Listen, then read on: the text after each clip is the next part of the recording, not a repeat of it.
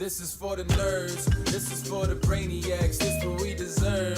Go ahead and play it back, you ain't gonna touch me, you not gonna do nothing, you are not above me, I bet you wish you was me, I know it, I know.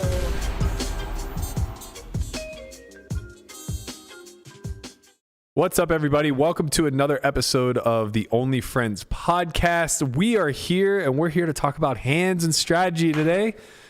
Joined, as always, by my co-host, Brian LaManna, the tortoise, if you will, and the one and only Matt Hunt. Hello. Hello, Mr. Hunt. We've deemed today Once again. Strat Chat with Matt. Oh, okay. I like that. That's the new. We kind of fell into it yesterday. Yeah, it's very serendipitous. It works well too if we don't do it on a Wednesday. Like now we can do it any day. Yeah, we can do it whenever we want. It's great. Right. Really pigeonholing ourselves into a day of the week was Laundry Day, Burke. The Huge only mistake. problem is your name is also Matt. So no. That's the beauty of it. oh Yeah. You don't have to be here. it doesn't even require me. Okay, there we go. There we go. All right, excellent. Yeah, I had to wash my sleeves. Yeah, I see that. Yeah. Ran out of them. Mm-hmm. Sleeve monster got me. Looks Nah, like man, it's summer, baby. That looks like an old shirt. This is from high school, man. Yeah, that's what I'm saying. Shout out to the Iron Pit Gym. Yeah. This is where I got my first callus. Callus. Is this the Andy's gonna be all over your ass if you don't get this right. Calluses? is this the same gym where you guys were using the hack squat incorrectly? Yes, Yeah. the absolutely same one. Matt, you're the language man. How is it? How do you say? You say callus or calluses or Calluses, I think. calluses is the plural of think. callus. Yeah. I think Yeah. so. What if it's something callus is over? Callus. Calluses, yeah. To callus- callus over, to Elasticizes. callus over is a verb. Yeah. Elasticizes. That I like that. That's a stretch right there. All right, so we have a few things to get into today. Got to make my high stakes poker debut yesterday. How was that? Not great. I Yeah. lost. Spoiler alert. Probably not supposed to say that, but Probably not. it doesn't matter. But we would be able to tell from your general unhappiness that you Right. lost. Also, it's a stream game. What the fuck did you expect to have happen? Yeah, exactly. It's not like you're ever going to win. I won't get into the hands or anything like that. I won't spoil it that much. You guys are gonna have to wait. I will say, very, very strange to finally get the opportunity to play like such a major show in like the historic aspect of poker, and it not feel that way. Because you're at the Pogo Studio. You've played at the Pogo Studio before. Same studio, same lineup, Right. same stakes. That's what I mean. Yeah. It's they changed the branding. The set's really cool. So the set's different. The set is so Okay, sweet. so that should make it feel a little special. It doesn't feel any different when you're in there though, because you're just at the in there table. and playing hands, right? Or you're at you the table and you're facing the cameras. You Right. don't see the set. Right, but when you walk in and you see it, you're like, wow, this is cool. It's like an Aria suite. Like they built it like an Aria suite. You walk in and it I wouldn't know literally what that looks like. fair. It legitimately looks like It's a place outside of the tortoise price range. Right. It legitimately looks like a place that you could just like, bed down for a few days. There's like a little like makeshift bar behind the table. Like they did this really cool thing where how they have the LED screen in the background and they'll play like video footage of like the Aria outside or whatever, making it look like it's a window. Right. They actually turned it into windows. Oh. So like they built window panes, or I guess like window frames on the outside of it. So all you see are like these little glimpses. So like when they air it, it's gonna look like you're just up in a suite somewhere. That's really cool. That's cool. Yeah. That's It's a really, really, really cool set. But you know why it didn't feel like true high stakes poker is no Gabe Kaplan. That part's true. If Yeah. you had walked in there and Gabe Kaplan had just been like, "Hi," shake you by the hand, you would have felt like you were in high stakes poker. Right. Yeah, maybe. I mean, to be fair, they only ever do the edited version anyway, so it's not like he was ever on set. I know, I'm kidding. Yeah. I'm not like seriously thinking he's there every time they play the game. Like, They did let us have cash play though. Oh, So really? that was That's kinda cool. nice. that's cool. Yeah, Yeah. just put a big brick on the table. That's Yeah, nice. we had bricks back on. Shout out to Melissa, member for 7 months. She said, "I'm using my member milestone message to say Berkey is not olive. I'm I'm brown right now. Like what are we talking about? Look at this difference. White, olive. White olive. Right. It's all olive. Yeah. It's just different shades. So yeah, that was pretty dope. I was supposed to play again today in a ridiculous lineup. So the lineup I played yesterday was Stanley Tang, Rob Young, Jennifer Tilly, myself, Jason Kuhn, Farrah Galfon, and Ferdinand, who I just met yesterday for the first time. Never played with him before. Really fun group, like talkative, non-threatening kind of game. Nothing really got too out of hand. Like it was just a fun, splashy, high stakes environment. It's different from what's going to be happening tomorrow. Definitely different from what's going to be happening tomorrow. Definitely different from what's going to be happening today. Today's lineup is ridiculous. That you won't be in. Right. I was a last minute bump for the one and only Rick Solomon, who is understandably so going to get my seat. Yes. Today's lineup is Jeremy, Rick Solomon, Brandon Stevens, one of his friends, Travis, who were the other two players? Did you say JRB? I said JRB. Rob Young is back. Jennifer Tilley is back. Yeah. Matt, the two that they just filmed, are those going to be behind a paywall or are those? Yeah. Okay. So for high stakes poker specifically, they don't put out like the full stream. They do the edited version traditionally the same way that the old show was made. Shulman, as we know, took over for Gabe Kaplan. So this will probably come out in 3 months, I would guess. But tomorrow, Jaffe, if you're listening, you have 3 months to save up the $11 or the $10 to get your. You can use promo code S4Y yes, and save on the yearly subscription if you like. Give us a little kickback. We appreciate you. But tomorrow's lineup is going to be spicy. I think we're going to end up playing big. Yesterday we ended up playing mostly 2-4-8. I imagine today they end up playing something silly like 3-6-12. Yeah, like if they play less than 3-6-12 today, I would be really shocked. and I feel like they almost have to. It's high stakes poker, so it's like you do have to separate it from the other streams, from the 100, 200, the 2-4 games, right? Like, like it has to be bigger than that because it is more prestigious. It's high stakes poker. Yeah, it's kind of weird.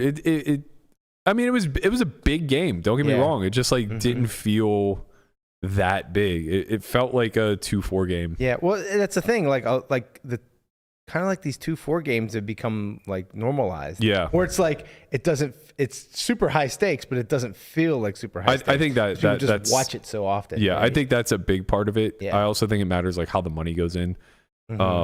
So it wasn't like there was a bunch of like $500,000 or $1 million pots. Where today I think there's a high probability of there being a $500K to $1 million pot for sure. And I think that like even if they start the game 2-4, I imagine by the halfway point they're going to be playing something close to 1K, 2K. Good. Which for what it's worth, like earlier this week there was a lot of blood. So Robo put a game together I think for 3 or 4 days, and it was 1K, 2K every day. And who knows what the straddles and the pain looked like there. And that was just a private game. That wasn't a. No, it was part of the high stakes. That was part of high stakes. Yeah. Okay, yeah. So they filmed they started Saturday. So Saturday, Sunday, Monday. It ends up being 7 days straight of high stakes poker. So it's like a mix of 1K, 2K, and 200, 400 plus. So they're gonna get a lot of content, a lot of episodes out of these for sure. This week. For sure, these seasons are long. Tomorrow, it's not behind the paywall. It's for the whole world to see on YouTube. Yeah. So everybody gets to see 3 guys ganging up on you in a way that is just blatant, obvious collusion. I mean, I don't think that they are actually doing the bounty, which is unfortunate. They can't. Yeah, I mean, honestly, it was kind of a fortunate event for me because it's like in 6 hours, if the street. I was thinking about it yesterday, like while playing. Pretty comfortable environment. Definitely a spot where like I'm fine to run a 100K bluff. Just figure out a spot to triple it off. I had 0 opportunity. Yeah. Like there was not one single opportunity where I was just like, okay, this is the one, and I'm just gonna go for it. So it's just like if your card distribution kind of hampers you to just playing good hands anyway, and you're trying to make good hands or whatever, having a 20K, 25K bounty on your head is pretty nice. Yeah, for sure. Like, let's start being able to like value bet pretty thin on the river and things along those lines. But yeah, I don't think that's gonna happen. I'm not really sweating it. Tomorrow should be interesting. I'm glad they got JRB in there. It'll be nice to have somebody who's super talkative that isn't just telling me to suck a dick the entire session, which I imagine will be about the extent of Airball's vocabulary. Seems like that would get old. It seems like that's pretty much his vocabulary generally. Like it's just like the most common sentence he says, it seems. Yeah, I'm just gonna hit him with a present it to me. That's a South Park gag. There you go. Yeah. present it. Yeah. But yeah, I imagine there will be more trash talk than actual poker being played tomorrow. I'm gonna bring Chauncey for backup. My emotional support animal. He will maul them. He will he was over here mauling me just a second ago. Like, I saw that. He was on my lap. He was like, I've got like a little mark on my hand where he bit me. Yeah, I have a bunch. He's so playful, and he always comes over here during the pod or whatever. So I just like let him do whatever he wants. And yesterday he started going to town on my hand, and I didn't really notice it till I was playing, and I was looking at my hand like, man, Kuhn must think I'm some sort of fucking animal. Like, I just have bite and scratch marks all over myself. You've just been like punching a wall for training purposes in some way. Like, yeah. So really looking forward to getting back in the ring tomorrow. A little disappointed I didn't get to play today, but I could use a day off. Yeah. It's been 5 straight days I've played, I think, Friday through yesterday. You have a chance to get your laundry done. Laundry schmondry, man. It's he has a guy for that. Come on. I do have a guy for that. Yes, he does. It's summer. I'm not trying to wear sleeves the rest of the year. Yeah, it's nice out. It's been real nice. Yeah. We finally get in the weather we've been holding out for. All right, let's get to the hands. We have 6 key hands from this past weekend versus Airball.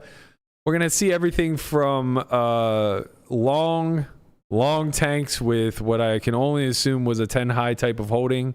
We're going to see some windmill bluffs in my face. And we're going to see some very, very strangely played value hands. So I've already ran all these, kind of double checked to see where the errors are occurring and things of that nature. Hunt has not, so we're just gonna get in here raw. I'm gonna describe. Just gonna be a test for me, I guess. Yeah, I'm gonna describe the hand a little bit. It's not a test. Like, look, this is first of all, what people need to understand is this is deep stacked heads up, and even some of the best heads up players that are really studied, it doesn't necessarily carry over. Like, I saw Rob Kuhn put a video out yesterday analyzing some of these hands, and at 100 big blinds, like, his analysis is spot on. But at these depths, like when I ran these, it was a little surprising to see like shit changes. Yeah. It changes fast. Wild stuff changes at deep stacks. Yeah. So it's more so just like from your observation, let's hear some thoughts, and then I'll kind of tell you what I was thinking in real time. Sounds good. Versus what the solver wanted to do. All right. So this first hand was on Saturday, I believe, the day that I ended up winning 76K. This was the only real big pot that we played. Ends up being an all-in pot for about 225K. I opened the button with ace 4 of spades, face a 3-bet. This hand could go either way. Kind of mixes between 4-bet and call. It was early in the session. I basically just like flipped the coin in my head and went call instead. We see the queen of diamonds, 8 of spades, 3 of spade flop. He checks to me. I check back. What are your thoughts, flop check back here? I think it seems pretty reasonable. I think that there are some spots where hands like the sort of high card, low card flush draws are going to want to bet to just grow the pot. But in particular, if he's never really check folding better ace highs, then we don't benefit a ton from betting, even though we have a bunch of equity. It's kind of nice to not have him fold like any one spade hands that he has. Right. So I think check seems fine. I think bet would be fine too. It's just one of those hands that like can go either way. Doesn't seem to have a massive incentive one way or the other. Yeah, you're right. I misconstrued this spot, mainly because I knew that I would be 4-betting like ace 10, ace jack, suited, etc. Pretty frequently. The hand pure bets. Oh, okay. In Solverland, this is a pure bet. For what size? What size strategy do we have on the flop? Smallish. I can't recall if it's 25 or 40. Okay. This texture, I believe, may be 40, but off the top of my head, I don't remember. Interesting. But yeah, it prefers to like check back the queen X of spades, or like if you have ace high, 2 high spades. Okay. So like low frequency, you'll have like ace jack, ace 10. So does it have him folding some ace high on the flop then? Or? I didn't look at the reaction. Okay. I imagine that he folds with no spade, but calls with a spade. So like, ace jack, 1 spade probably peels. Okay, that makes sense. But he does do a lot of checking on this board, so everything thus far from his perspective pretty good. Okay. I kind of missed one here with the high-low. I also just like don't really have this combo a ton since it 4-bets a fair frequency too. Turn is the 2 of clubs, giving us now a gut shot nut flush draw, and I believe he chooses to bet 2/3 pot if I'm not mistaken. Let me play real quick. Yeah, he bet 6,600 into 10K. Anything here other than call? I don't think so. It's a turn where we kind of don't really have anything that needs to raise or wants to raise there. Like we don't have like 8 deuce, 3 deuce in a 3-bet pot. Like we don't really have pocket deuces, and even if we do, excuse me, we don't really have. I guess we do have deuces, but we don't like necessarily need to raise it. It doesn't really need protection of any kind. Like it doesn't feel like we have any raises here. Yeah, we have for value we have deuces, queen deuce suited, but one of the combos is queen deuce of spades, obviously. Oh yeah. Which has no desire to really raise. I forget that we have queen deuce suited. Like 3-bet pots and heads up deep so stacks are different, wild. right? So yeah, it's we're wide, man. Yeah. We're wide. But you're right, we don't have 8 deuce, we don't have 3 deuce. So yeah, you're right. We just don't really have much value. The little bit of value we do have, we kind of just want to trap with it. Pretty standard just call, I believe. River, Yahtzee, 6 of spades. We got the nuts. Unfortunately, we face check, which is a little weird from my perspective. What are your thoughts? It is a bit strange, but at the same time, I think there are a decent chunk of hands that would make sense for him to play this way. Like I think a lot of the 8x, a lot of the pairs between like 9s and jacks that 3-bet, they have some sort of reason to not necessarily be able to go thin for value on this river. It sort of feels like a spot where some of that stuff might want to just block though, like for like 5K or something. So it's not that different from a check, but it does change the nature of the spot a little bit if he doesn't have that block sizing in strategy at all. Yeah, in theory land, he's not doing a ton of checking here. Oh, okay. There's just like not a lot that arrives to this point that isn't either a bluff or a hand strong enough to bet. Mainly because of the sizing choice on the turn, right? Like when a brick rolls off and you decide to kind of go 2/3 pot, which is a very reasonable size, bottom of range is going to be like those hands that you listed, like 9s, 8x, hands that are betting for protection's sake. And those are going to want to block on river because they're still beating a big chunk of my range. You know, we're just so wide is the thing. It's not like all of a sudden it's not like 6 max or even full ring where like suddenly when this card rolls off, I have flushes 4-5 and then like, you know, really strong top pairs. It's like I have like a 2, a lot. It's like king deuce of diamonds. And I have like, you know, a lot of 3x that plays check back on flop and you know, a lot of like middle pocket pairs like 7s, 5s, 4s, all of which that, you know, could potentially bluff when you block or whatever, but also can just, you know, call. And then I have a lot of like 1 spade hands. It you know, it gets a little bit complex, but essentially like check isn't really much of a preferred option here because I think from the value side of things, like the check raise doesn't really perform all that well.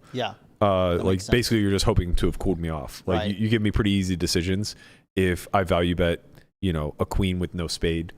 And you check raise for 4x. I think it's pretty common in spots like this to see the block show up in situations where neither player's range is very polarized. So like where only one street of betting went in and then a draw got there, but neither player has the draw that often because both players would have bet the draw most of the time on the flop. So, you know, both players have a lot of like showdown value-y type stuff here. So block call is a really common line. But when it goes check, now you get to value bet a bit thinner because he didn't block. You know? So yeah, I didn't really look, or I don't recall anyway. I ran this a while ago. I don't recall what my thinnest value bet is here. It's probably like 9s, 8s. I was gonna say, I imagine my pocket pairs with a spade. Are probably like as thin as I go. So I bet 75% pot, expecting to at best get called. I think I even went a little over the bet size cap. I think like optimal size is like 2/3, but whatever. I play 25-75 instead of 33-66, so it kind of just is what it is. And I face very weird reaction, and this is something that you know, when I say I have very little respect for Airball's game because I think he's one of the weakest poker players I've ever come across fundamentally. This is a great example of what I mean. He has no concept of stack to pot ratio. So I bet 15,000 into 23, leaving me 85K behind, right? Or I guess a little bit more. These stacks might be off. You actually bet 64% on the river. Oh, I did? Yeah. Oh, I got it right. Yeah. Look at you me. bet 15 into 23 too. Okay. Yeah. Okay. So I got the sizing right. So this that changes anything. Yeah. I mean, not really, but a little bit. But I fucked the sizings up here. So I had 115,000 on the river. Okay. Total, not 100K. So I'm 15K deeper than listed. I bet 15,000 on the river. He raises to 60K. That should just never happen. Yeah. It's like there's no hand that Only wants jam or to do call. that. Yeah. There's no Right. other raise size. Yeah. There's no purpose to that at all, because everything that wants to raise wants to get max value, and there's no subset of hands that wants to specifically raise to that size but can't raise to a jam. Right. Like it's not like he jams his strong flushes and then only raises small with his middle flushes for some reason. Like, this doesn't make any sense at all. No, of course not. And like, you know, I probably just cooled him off. It's probably just flush over flush spot. We never saw his hand. But the point of all this is that he's so weak at the game that he doesn't even understand. Like, he's just pre-programmed to only have a 4x check raise. Oh, people do this so much. People are like, they look at the game purely in terms of multiples of the previous bet. Right. And they can only 3-bet to 3x or 4x or 5x. Which also means he's never looked ahead to what if I get jammed on. Right, yeah, exactly. So I jammed for 40K more, which is nothing. And he's like belaboring the point, asking for a count, like getting like, you know, 6-1 on a call, and like makes a cry call because obviously I don't have any bluffs when I shove for 40K more. I mean, I guess from the value side, like whatever flush he has matters. I don't know how thin I get when I jam for 40K more. Probably only the king high flush. Yeah, I would say so. I Right, think because he's just too probable to have a queen X of spades, I think. the reason why this small raise costs him so much on the river is because when you have 4-5, you never jam. No, of course. But if he jams, your 4-5 always call. is going to call. Always right, call. exactly. So the only thing he's accomplishing here is letting you get away with losing less when you happen to have 4-5 and he happens to have a flush. Right. And it's like, I'm sure that the obvious response to this is like, well, you know, don't coach the whale up. And it's like, well, there's no coaching this. Yeah, right? because Like, he's not going to fucking listen anyway. but even if he did, it doesn't matter. This is such a fundamental error in thinking. Right. Right? Like, there's no one step ahead thinking. There's no comprehension of stack to pot ratio. There's no understanding of depth. It's just randomly clicking buttons. And you can't just all of a sudden start playing correctly within a week or 2 weeks. Right. It's like you can just point these flaws out and laugh. Right. Like I can point it out in real time and just laugh. And it's like, what's he going to do? Suddenly ask how much money I have on the end? It's clear he's never once thought about what my stack size is. So the only play here when he does have the king of spades, when he has the king of spades flush, is just a jam. Yeah. For sure. For sure. 100%. And, you know, it probably shouldn't check anyway. Right? Because I just have a lot of calls on this river. Yeah, and you don't have that many bets when check two. Right. It's like you need to be doubling with that's the other thing is just like when you go for the check bet check line in this particular like formation of a 3-bet pot or whatever, it's like God bless you finding enough bluffs. Like God bless if you're finding it. I mean, I guess like he could pretty easily turn like ace of spades pair into a river check raise bluff, but like that's really hard on queen 8 3 4 6. What naked ace of spade do you have? Especially when he bets 66% on the turn. Right. Because his turn range there is not going to include a lot of single spade hands. Right. And then when he does have a single spade, he's not supposed to check the river with those because if they don't have showdown value, he's supposed to just bluff them. So theoretically, if he wants to bluff this river, he's supposed to have like some hands that have some showdown value so that when you check back, they sometimes win. Right. But also have a spade in them. And it's just really hard to imagine what those hands actually are. Like he's supposed to probably bluff like nines here. Yeah. Nines with a spade, like sometimes. Right, yeah. It's like even if you have a hand like ace king with a spade, I'm sure that it just functions way better as a river bet than Chauncey almost got me. Chauncey's assaulting everyone. getting wrecked over He there. was wrecking me earlier. Oh man. So yeah, I mean like that hand was nice because it was probably like 45 minutes into the session or so. Yeah. And I could tell that like he was in a different grind set than he had been previously. Like it was all about small ball, right? Like so much flop check back, so much. Because he was up, and it's like I need to win by $1. Right. And he was up. He was protecting such a small lead. You know, he was up like 30K or whatever. You're protecting like a 20 big blind lead. Yeah. Like, it's so absurd. Yeah, so it was just like so much small ball taking place, and I could just tell he was like really locked in into keeping pot small, yada yada yada. And it's like, okay, we win the battle of what I assumed to be a cooler. He might have just had like 4-5 there. He might have had a set that he played like in a weird, but he obviously had value. Yeah. Like, I mean, he called off, so like it wasn't like as if he was light. He didn't like level himself into just a pure bluff catch with some weird hand. No, I don't think we're looking at like king queen with a king of spades. No. Although, like, who knows, man? Yeah, at this Who point. knows at this point? Who knows? Like the tank call off. I get it because it's like I always have it. So you know, there's a lot of room to maybe make some exploitative folds there, but yeah, I mean, in a very general sense, seems quite strange as played. Yeah, I'm just like looking at the notes that I wrote about the hand. So my hand is a pure flop bet, but I only bet with the entirety of my range 30% of the time. So I do check back a ton there. Like my instincts were good, just poor hand selection. Yeah. Also, turn his size is bad. It's either pot or 2E. So it's only like pot or 167% pot. Yeah, I think is 2E. Huge here, right? Like I think it's like big. 1.67. Yeah. Okay. And then on the river, he really shouldn't have any flushes as played. So like once he checks, he should basically be devoid of flushes. My size is capped at 67%. His only raise size is obviously jam. The whole hand is just like completely wild. It gets super weird because now, like, if he doesn't have flushes, how can he even have jams? And then, well, he obviously does have flushes as played, okay, I would but, like, assume, just- but like yeah. in theory land, he doesn't. yeah, that's what I mean. Like the game tree gets all weird when Yeah. one player just doesn't have anything above a certain strength and they're super capped. Yeah, so this hand we spoke about a few times. This is the hand that just completely altered my confidence in this match. You know, I know we kind of had a bit of a discussion back and forth in the chat, but like this was the one where I was like, okay, we fucking got him. Like there's just Okay, he's dust. there's no turning back. And I lose this hand, but there's just no turning back from this. So the situation was single raise pot. I defend 8 of spades, 6 of clubs. Board comes 10-7-3 rainbow. So we flop a gut shot, no row backdoors. Check, check. We see a turn of 4 of hearts, 2,400 in the pot, and I go for the 1.5x pot bet. So I bet 4,500. 5-6 is now the nuts, which we obviously block. We have a double gutter. Any 5 or 9 makes our hand. What do you think about this turn over bet size? I think it seems fine. I think that we're in this line. He's going to have a limited amount of 5-6 that checks back flop. We obviously block it as well. A lot of our stuff that has a 6 in it that's going to want to bluff is going to want to go bigger here.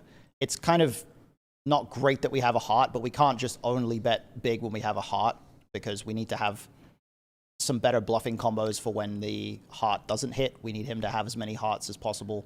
So I don't imagine that we have that much incentive to just go small here because I would expect his flop check back to be somewhat capped, and it just feels like we have enough 2 pairs and flushes, not flushes, but straights, things like that in our range that we can quite comfortably just bet big here. Yeah, I mean, he should have some protection in his range. Like, he should have some 10-4 suited. He should have 7-3 suited. Or, sorry, 7-4 suited, 3-4 suited.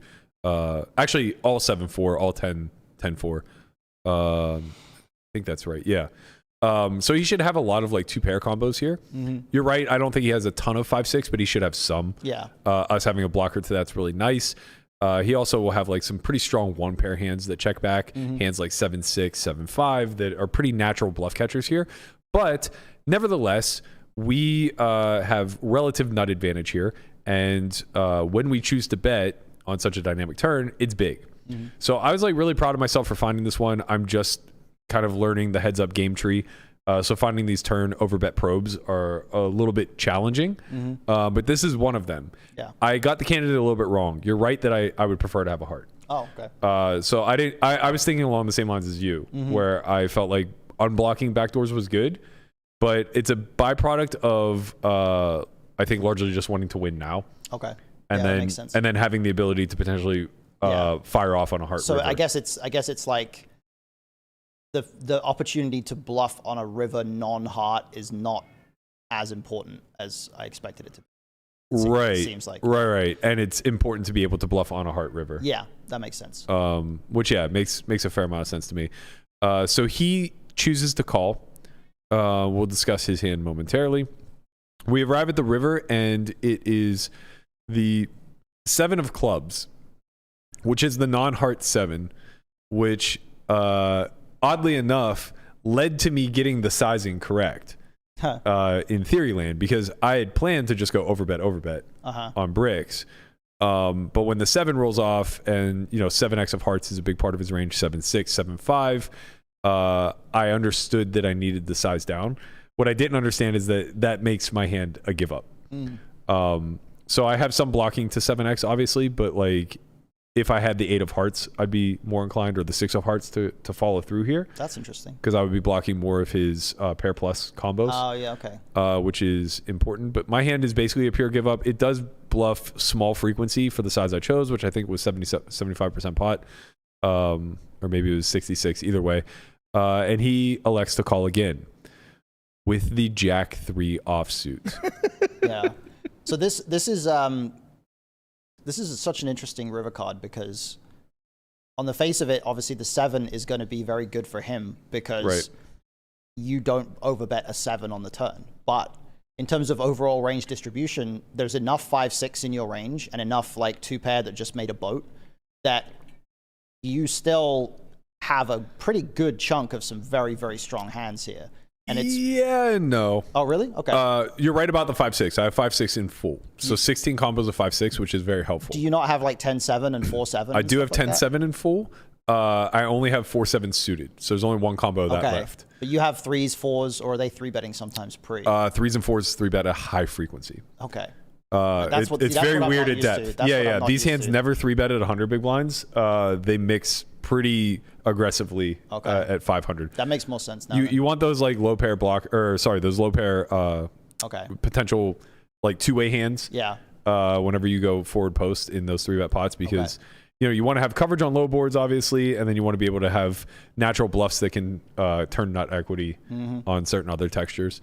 Also, just like having pairs when you're deep is important, because it checks so often. Okay. So you just get the showdown a little more. So in reality, I guess it's a good enough card for him that you actually have to have a lot of checks, and then your 5-6 and stuff is going to check raise. Some it'll mix, like probably not 5-6. 5-6 probably just goes for it. I see. Bets.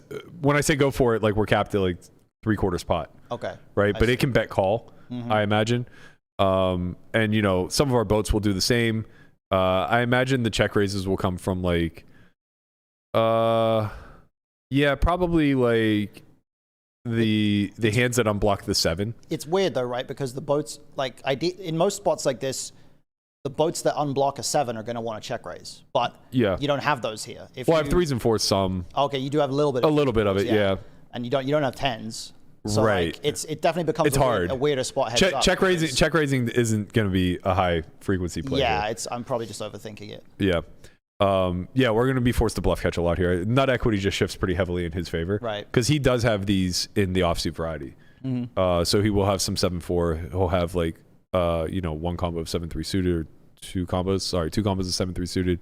He'll have 3s and 4s. Well, he probably wouldn't check back 7-3 suited on flop though, right? Oh, that's true. Well, I don't know, man. He's done some weird shit. He has done some weird shit. I mean, yeah, I don't know. I don't want to get too deep into it, but in any event, like it's just a bad card for me. I should just give up with my hand. Sure. But his hand is a pure fold on the turn. Never calls. I was thinking that. I was thinking like it's a fold on river, but it's definitely a pure fold on turn. Like, did he snap river, Matt? Oh yeah. Wow. It's like strong. Complete dust to call turn with that hand. Yeah. I mean, I didn't even bother looking to see if river is losing money, because turn's losing so much. Yeah. Like he's just getting torched calling his hand on the turn. And when that went to showdown, I wasn't even mad that the bluff didn't work. I was so excited to just see that like he hasn't studied anything regarding turn and river play. Right. It was just like, oh, he has no fucking idea. His thought process is I check back pair, I face bet, I call. And it's like, you know what? That'll actually take you some places in general. Sometimes. Yeah, sometimes like when the board is favorable for you, but like when the board makes that pair you checked back really fucking weak and unable to improve, it's not really the zone we want to be focusing in on bluff catching with. So here's a question about the turn. Like, do you think we can ever actually go even bigger than what we did go? Like in theory or in practice? well, I guess when you ran this, were you able to account for how deep you are? Because you're super deep. You're at okay. So the beautiful thing about Ruse that I think people misunderstand is they think it's capped at 250 big blinds. Yeah. But it's just like any other solver. You can control the SPR to your own degree, right? So, yeah, stacks are capped at 250 big blinds, but you know, you just reduce how much money is in the pot. Right, I see. Okay. And it makes it really simple. So when I'm doing like 500 big blind stacks, controlling for 3-bet pots, instead of me actually putting in the 30 big blinds that are in the middle, I just reduce it. Yeah, I just reduce it to 15. If we're 500 effective, I reduce it to 7.5. That makes sense. If we're deeper than that, you know, you are somewhat restricted. Like you can only do a single raise pot up to, I guess. Actually, you're not that restricted. You could do up to 250 edit the SPR. Ranges, right? Yeah, you could just edit the ranges. Well, that's the beauty is that you're uploading your own ranges, so they're going to be a reflection of your actual depth. Yeah. And then it's just a matter of manipulating the pot, right? Mm-hmm. So for a single raise pot, you can do up to 250 SPR. Yeah. Wow. Okay. Right? So we're at what SPR are we at? We're at like an 80 SPR, something insane like that. Single raise pot here, we 2,400 are in the pot, 500 effective. Yeah, 220 with. behind. We're at like 85 SPR, something like that. On turn, you're saying? Yeah. It's almost 100. It's just shy of 100. It's just shy of 100. Yeah, you got 220 and there's 2,400 in the pot. So how big? What was the biggest size Ruse wanted to use? 150%. Oh, really? It wasn't like a 2E spot. Okay. There are a lot of spots where it will just 2E, and Yeah. 2E will be like 350%. Yeah, that's what I was thinking. Like I was wondering if this might be a spot where because your SPR is so ridiculously high, it might just use some absurd size on the turn, but I guess not. I think it's harder when ranges are this wide. Yeah. Most of the 2E and 3E spots that I see are 3-bet pots. I bet what would happen is if you were able to lock it so that he never has 5-6 when he checks back the flop. Yeah. It would suddenly now want you to just like 4x pot. For sure. Because the only thing stopping you from going that big in this spot is the fact that he does sometimes check back 5-6. I could lock it. I could easily just remove 5-6 from his range. Oh, yeah. Actually, I suppose you could. Yeah. Yeah. Node locking isn't quite available yet on Ruse, but there's a way to manipulate it where you can still get kind of the same output. Yeah. So yeah, I could just eliminate 5-6 from his strategy altogether and see what it does. And you're right, 2E probably would start to get introduced. Some kind of absurd size. 2E would be like 500%. Be a lot. Maybe. I don't even know. Yeah, maybe. I haven't really even seen it much for the single race. You see it on like, well, whatever. I don't want to give too much away, but there are certain board textures where in a single raise pot, the pre-flop aggressor will start the 3E, even at 500 big blinds. Wow. So like, you start with like 200% on flop. That's fun. And you just kind of go, which is, it can be a lot of fun. It's very, very weird. So yeah, obviously, as you guys said, I didn't look to see how much it's losing, but my note said whatever 3x got this far is purely folding or mixing raise fold. And the ones that are mixing raise fold all block 5-6. So it's like 5-3, 6-3. That makes a lot of sense. Whatever. So yeah, that was the hand where I had a lot of confidence that we're doing just fine here, guys. Yeah. We're in good shape battling the airbag. Airbag. All right, moving into the next one. Full discrepancy. The hand listed is not the hand that I had. I would never flat a 3-bet with aces. I just don't really want to divulge what I had. So we're going to talk about my range here instead. Do you mean full disclosure? What did I say? Full discrepancy? Discrepancy. Yeah, I did mean full disclosure. Like, what does full discrepancy mean? Like, what? I did mean full disclosure. I don't know what I was thinking. So yeah, what I was thinking, I had two thoughts in my head. I was going to say there's a discrepancy here. Yeah, I think you do that a lot. Like you're thinking one thing and you say a different word. Yeah. I just went down. I saw a fork in the road and I chose both paths. I decided to just walk right down the middle. Yeah. So yeah, I gave myself aces here because I would never flat a 3-bet with aces. Instead, I think we should just talk about range since this is a massive pot. This pot occurred on Sunday. It was the biggest pot played. It was the one where Feldman videoed. He filmed the long tank. The by infamous Airball. airball with his palms in his face. We love to see it, guys. We love to see it. I have to tell you, I've been playing with this guy long enough to know that when I jammed river, I knew within 4 seconds he was not calling. I'm not kidding. Like the strongest live read I have on him is when he's folding. after I've bet. Yeah. So it's the most does you a lot of it's the good. most useless live read on earth. All it tells me is when my time is about to be wasted.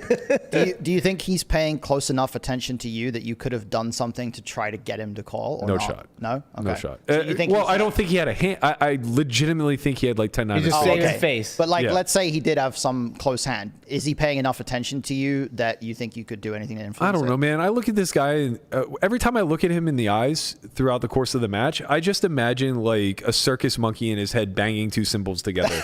Like, I truly don't think that there's a single thought rattling around up there. He's just playing on instinct. So he's dead behind the eyes, man. He's just vapid whenever I look at him. And it's like, all right, like, what am I going to do? Give him the fake tells here? Like, he doesn't know what the fuck he's looking for. Yeah, that's probably fair. So despite what the title says, you don't think he had a full house? I do not think he had a full house. I'm not even willing to say that I had a full house. And when we start to talk about ranges here, you guys will understand that I certainly have way worse hands than a full house than Jam here. Yeah. What is going? How back can I run? Yeah, Oh my god! I love his reaction. It's so Oh my god! it's so great. He can't believe he missed a straight Great- flush draw. Great image there of just him with his hands on his face and you sitting there counting out chips. It really was fantastic. I love that he's just like getting a casual massage there. Wow. Honestly, I'm annoyed that I counted my fucking chips out when I knew he was folding. Yeah. That looking back on it, that's my biggest regret. Yeah. I should just push my stack forward. But the problem is that like it's so much work on the dealers, and they're kind of nervous because it's a big game, and like sometimes you get a little bit more of an inexperienced dealer in there. Like even though I cut my chips out multiple times, the dealer kept miscounting it. So I was like, all right, like I'll help this situation along. But Yeah. all right, let's get into the hand. So 3-bet pot. I defend some hand that you would defend in a 3-bet. Can you stop the audio on this? Oh, sorry, puppy. We're still hearing it play out in the Just background. can't That listen that to goes on for another like 10 minutes. Yeah, it's fine. You're not missing anything, guys. So I defend some hand, and we see a flop of ace. I don't know if these are the correct suits. I know the queen and the jack are the correct suits. I don't know if the ace is the correct suit. I know it's a non-spade. So we see ace, not spade, queen of hearts, jack of spades. And Airball just comes out gunning. So what... I guess I'll just tell you what he did first, and then you can give me your thoughts. So ace, queen, jack, rainbow. He fires out for pot and a half, 15K. Yeah, it's weird. I think that... SPR is 30, by the way. Yeah, I think there are hands here that he can have that you can't have, like aces, like queens, like jacks. But the problem is... I have jacks. Oh, you have I have jacks in some like way? Okay. 70%. Okay. But the problem is you can have all king 10. And that limits the amount that he can just blast here because his sets and things like that just lose to king 10 too much for him to just be 1.5x potting. Yeah, I will say that what changes this a bit, when I ran this for what's supposed to happen this deep, like ranges for 600 big blinds, or I guess a little bit more, like 650 bigs. The issue is that we've seen him show up with king 10 off in 3-bet pots, where he's the 3-better, and we've seen him show up in single raise pots with king 10 suited. So there is a possibility that he has more king 10 than he's supposed to. Okay.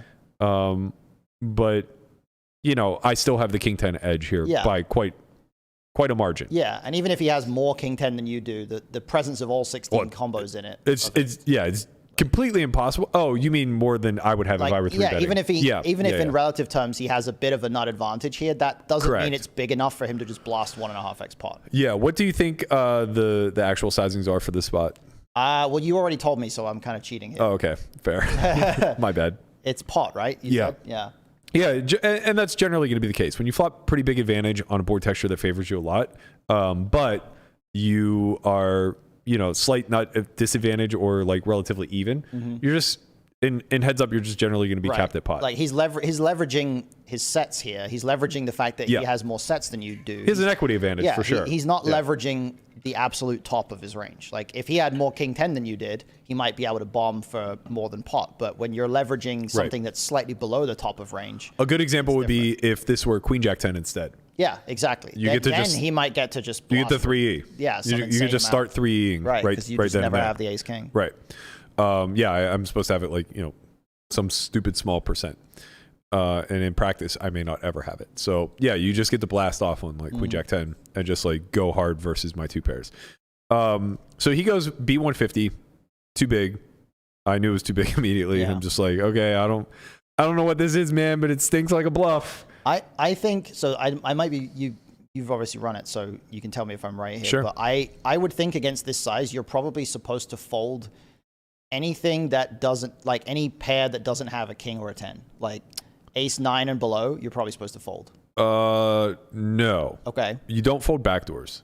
Ah, okay. Backdoors as well. Backdoors is the critical key factor. So you actually fold like you start folding hands like Jack 10, Queen 10. Oh, really? Okay. So you're folding. You'd rather have a backdoor than have a straight draw.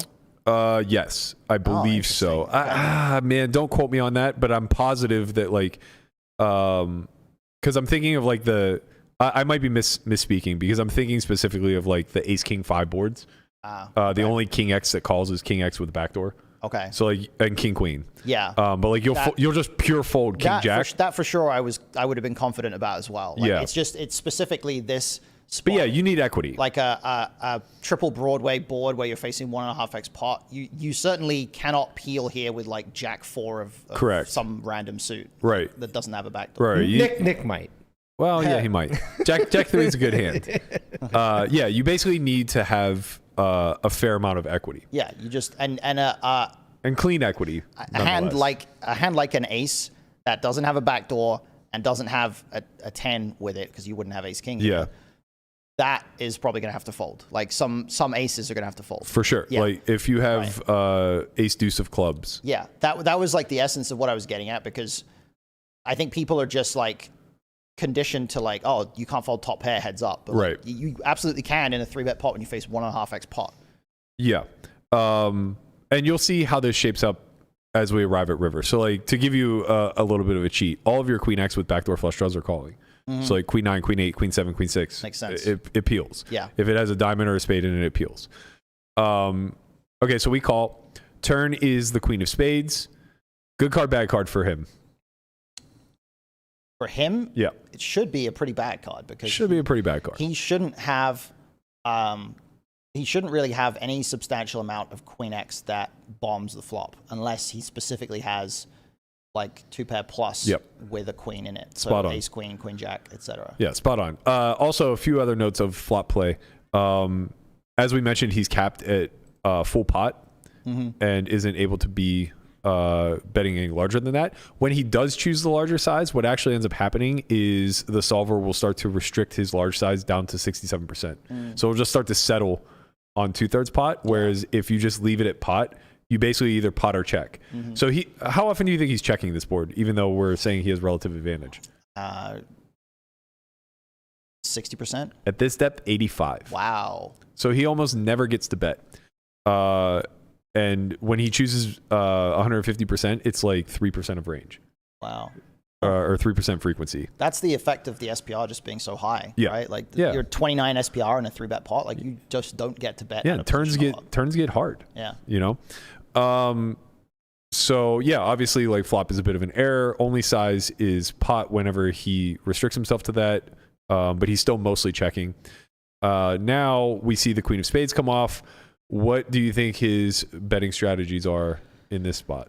Well, it feels like he should check a lot because you are going to have a decent amount of hands that bet when checked to. You're going to have your king 10, you're going to have your queen jack, your ace queen, some of your queen X, like your king queen or whatever that called the flop, your queen X with a backdoor that's going to want to bet. Yep. So it feels like he should be checking a ton. And then if he does decide to bet, it probably just has to be hands that either beat a queen or have a lot of blocking power against the queen. Yeah. It's really hard for him to actually have blocking power against the queen here because you just, like your queen X hands, if you're just calling queen X with a backdoor on the flop, it's going to be like random queen 7 and stuff like that. So like hard for him to just have a 7 and blast off or something. Yeah, so like his that. bluffs are kind of interesting here. It's a lot of low spades. It's like interesting. 5-3 of spades, hands of that sort. Just kind of a byproduct of the range being so wide. Yeah. Then obviously it's the combo draws, 9-10 of spades, 10-8 of spades. That makes sense. Those are obvious. And then it's like small pairs with a club. With a club? Yeah, because you want to, I think Are you sure you don't mean a spade? Because the club is no. not even a club. On the board. Yeah, with the spade. But I was thinking that it was choosing the ones with a club. Sorry, without a club. Because you. No, with a club, because you want to unblock the backdoors that missed. Oh, okay. So like the ace four of hearts, the queen four of well, not the queen four, I guess. Okay. The jack four of diamonds. Wow. Those types of hands. This is where it gets super specific. Yeah, so it's like low frequency 4s and 3s. Yeah.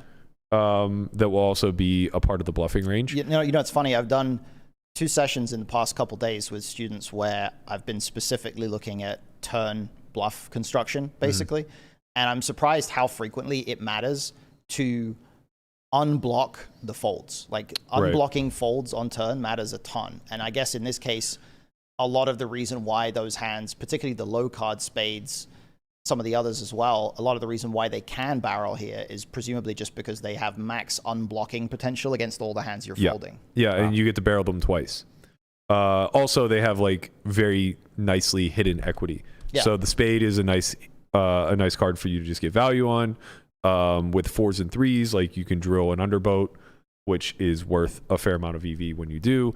And then, you know, sorry. Chauncey is hilarious. What is he doing? What's he trying to get to? There's a mic cord here that he's just batting at. But yeah, like I still have a lot of call folds because I have backdoor hands, right? So a lot of this is the byproduct of the sizing that you choose. Again, you're capped at pot. But pot is pretty big at this point, so you know that matters. And again, you're correct. He's supposed to be checking like 75%. So he chooses a little more than pot. He chooses like 112.5%. He bets 45 into 40. We have another call, and our call range is very face up. Yeah, I mean it's got to be just like a queen or a queen plus, a straight, and then like a pair with a flush draw. Blockers also. So like ace jack doesn't fold. Oh right, yeah. Yeah, and then like all ace x of spades. Does ace 10 fold? Ace 10 no with a spade does not. Ace 10, I believe, without does. So ace 10, if ace 10 with a spade is calling, then that implies that we want to. I think specifically we want the ace of spades. Okay. Yeah, so it implies that maybe we're going to turn that into a bluff sometimes. Potentially, yes. Okay. Interesting. And we also still have gut shot outs. Yep. Which help. Yeah, I was just curious because intuitively you would feel like not having a spade would be better because he can have more spades, or we can unblock the 10-8 of spades. Well, but ace x of spades in his range doesn't pot. Right. It's just a clear check. I guess more just like wanting to the 10 of spades. Yeah, wanting him to have those bluffs that have the 10 of spades. Well, you want to block king 10, which is nice. Oh, that's also that's important. As well. And he only has 10 9 10 8.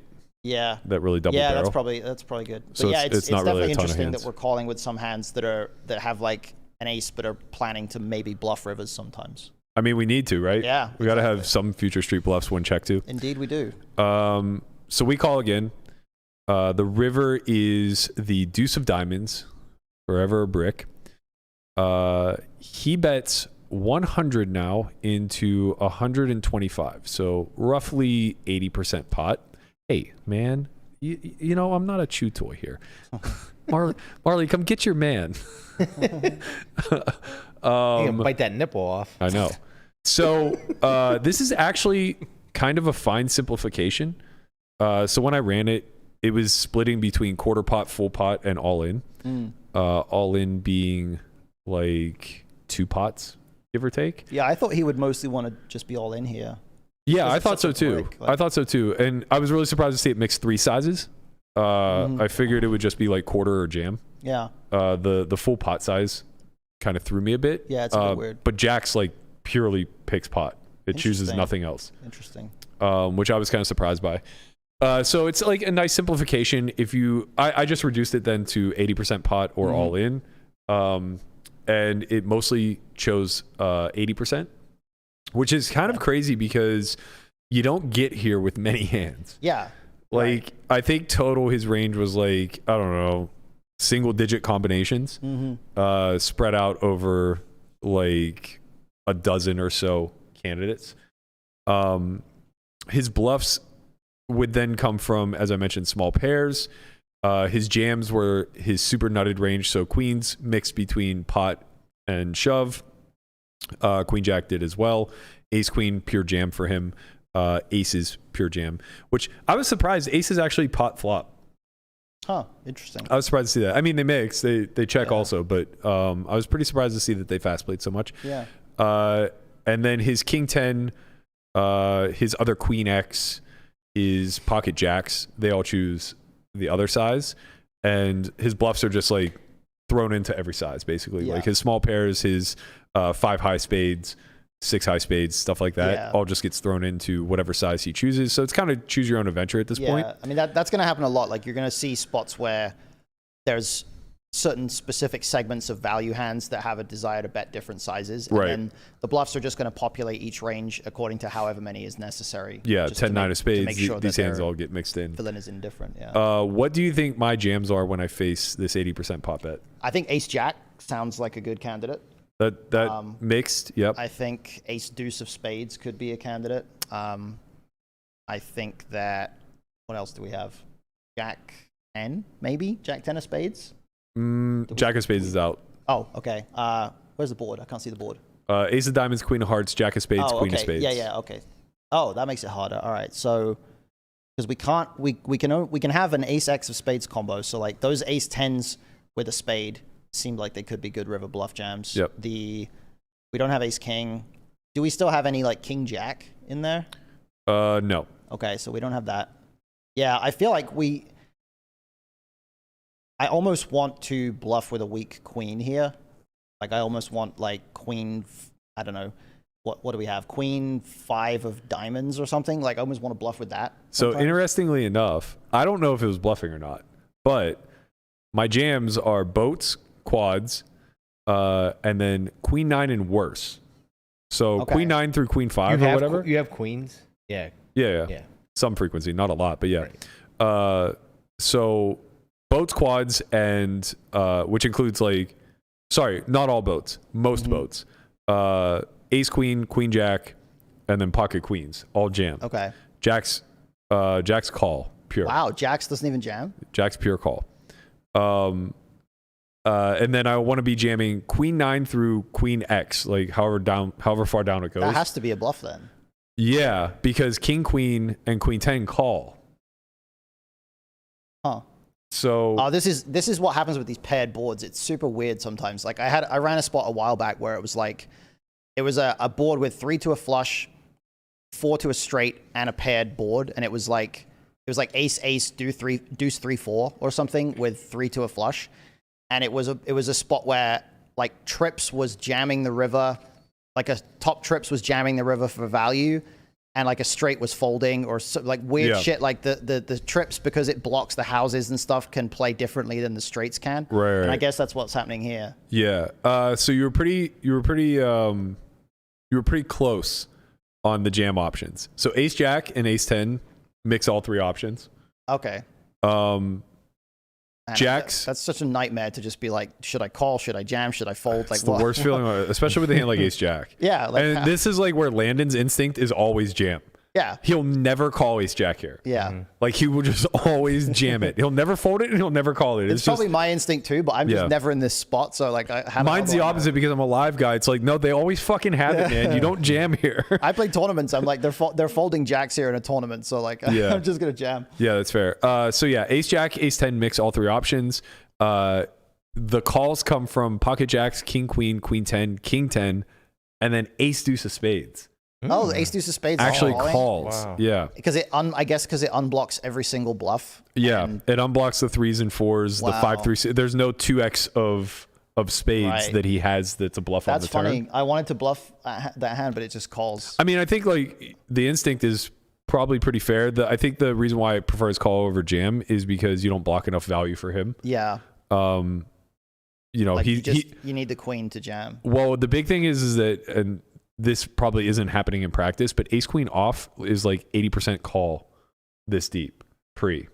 Right. Okay. So like it's supposed to be like a really low frequency 3-bet. He's not supposed to have ace queen off, is what you're saying. Right. I see. Right. Okay. So you don't really do it. You don't do much as far as blocking boats. That does change the spot a fair bit, like compared to if he just has all of it in. But in practice, right, I imagine ace queen's in there. Yeah, that's what I mean. Like if in practice he's always 3-betting it probably. And now he just has more combos of ace queen than he theoretically is supposed to. So once you get down to these river spots where you've got like a fraction of a few specific combos, like whether or not he 3-bets ace queen in pure just starts to matter a lot. Yeah, it gets really dicey then whenever you're trying to carve out, like, is this hand a call, is it a fold, is it a jam, like what the fuck goes on. Yeah, this is I'm not even sure that ace deuce would shift to jam. It might shift to fold. Yeah, like there's so many weird variables here that could change things a lot. Welcome to welcome to the complexities of infinite deep ante heads up no limit hold'em. Yeah. Wow. Well, this is honestly why it's like I'll never in a million years begin to tout that like I have any fucking idea how this game, as far as like this particular structure that we're playing, what it actually looks like at equilibrium. It's like I think that I have decent poker sense and that I can outthink somebody like Airball in real time, but like we're all a long way away from knowing these nodes. And here's another thing, right? Like when you add a few variables together, like given how rare it is for high stakes heads up live poker to happen, how rare it is to be this deep, how uncommon a run out this is, like how many people have ever been in a spot like this in their entire poker career? Like it's like double figures of people in the history of poker have ever been in an equivalent spot to this. Yeah. So like, how could anyone have a skill set where they really have a clear idea of how this spot's supposed to play out, you know? Yeah.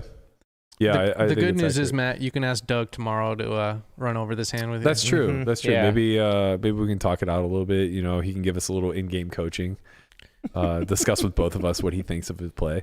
2 p.m. YouTube mañana. I don't really know why I included this hand other than it's a fucking interesting hand. No. I know why I included that hand. That's the hand. You're moving on to the next hand now? This next one. Okay. I was like, you did jam and then we know that, right? Oh yeah. Sorry, I jammed and he folded after. We jammed and he tanked forever, put his palms in his face and folded. Yeah.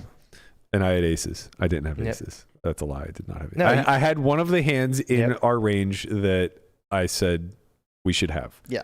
Wait, so, you windmilled the ace deuce of spades. I did not. I would have folded ace deuce of spades. I would have been very scared. You didn't have a hand that doesn't make any sense there. Correct. Yeah.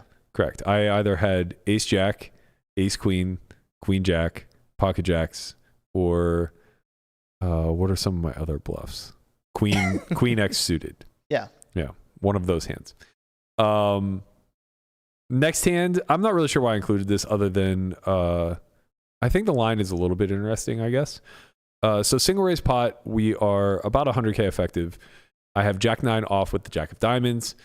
Board comes King of Diamonds, Jack of Spades, 6 of Diamonds, and we see a check back, I believe. No, okay. So I check. Doesn't he? Yeah, I check. He bets 35%, give or take, 33%, whatever. And I call middle pair, backdoor. Yeah, I mean, you just have a pure call. Turn 9 of clubs, check. We obviously improve, but we lose the queen 10. We get completely fucked. Like, how do we lose this one? Love getting fucked. Yeah. So turn is the 9 of clubs. We check, and we face 60% pot. What do you think about this sizing on this turn card? It feels okay. Like it seems like with one draw getting there, but a lot of the others missing. Maybe he could go a little bit bigger. Doesn't seem that bad though. Yeah, I think it's appropriate. Usually whenever straights fill, you want to size down a little bit. I don't think I ran this one, and it's only one straight, so it's a little bit different in the sense that I think you do have the option to go bigger. I should have ran this because I'm kind of curious. I would imagine he probably can go like pottish here. Yeah, pottish sounds about right, but it doesn't feel like a spot where he gets to overbet. Yeah, probably not. Lot of potential equity here. You don't want to be like when you do have hands like queen 10, you don't want to fold out 7-8. Right, and he also doesn't want to, or 10-8. Like on these flush draw boards, it's counter to what most people think. Like you don't want to create a massive pot because he can't make you fold most of your flush draws. Right. So a lot of the time, if he does try to create a massive pot now with queen 10, when the diamond comes, he just loses. Yeah, like pairs plus backdoor just have an easy decision now. Right. So there's a limit to how much he wants to bloat the pot because there's a limit to how much he benefits from doing that when you still have a bunch of draws. Yeah, I think the notion of bloating pots on two-tone textures like this goes to kind of it's a really good play against fish because they overfunnel their ranges so much to equity where it's just like, okay, well, I'm just going to bet pot and a half. And when they call, I'm going to know that they have a draw or weak showdown value. Right. When the draw completes, I'll check back. Yeah. And whenever the draw misses, I'll just attack whatever showdown value they have. Mm-hmm. But when you look at like how the solver plays spots like this, whether or not there's a flush draw on the flop really doesn't actually affect very much. It's in comparison to like the high card or how connected it is or like what the general texture is, if it's paired or not, like those variables affect much more than whether it's rainbow or two-tone. Yeah, like it matters a bit in heads up just because you have so many backdoor options. Right. So you get to size up the rainbow boards a fair amount because there's so much backdoor equity for you to attack. Yeah, in particular, a lot of the boards where there's no other kinds of connectivity, it being rainbow does mean it's even better for the raiser. Yeah. So like 10-7-4 rainbow is like one of the MTT spots that I look at. 10-7-4 rainbow is like an overbet board, but 10-7-4 flush draw is not. Same. But yeah. Like if you look at, let's say, a different type of a board, like 9-7-3, or actually that's pretty similar, but like 9-7-5, like a connected board. Yeah. The fact that it's connected matters more than whether it's 9-7-5 rainbow or 9-7-5 flush draw. Yeah. And that King Jack 6 is kind of similar. Like King Jack 6 rainbow, King Jack 6 flush draw, it's going to be similar strategies because it's a double Broadway board and that matters more. Yeah, agreed. So we obviously, I think, just play call here. I don't think our hand is strong enough when straight falls and better two pairs are available. It's just a call down spot, it seems like. River is the 5 of diamonds, which actually isn't all that bad for us when we have the Jack of diamonds, I don't think. Yeah. We have pretty strong blocking power. I don't think we should face much in the way of big bets. And I'm wrong because he fires out pot and a quarter. What do we think of this sizing? Doesn't feel like it's right on the edge of him going too big, I think, because you still have plenty of flushes.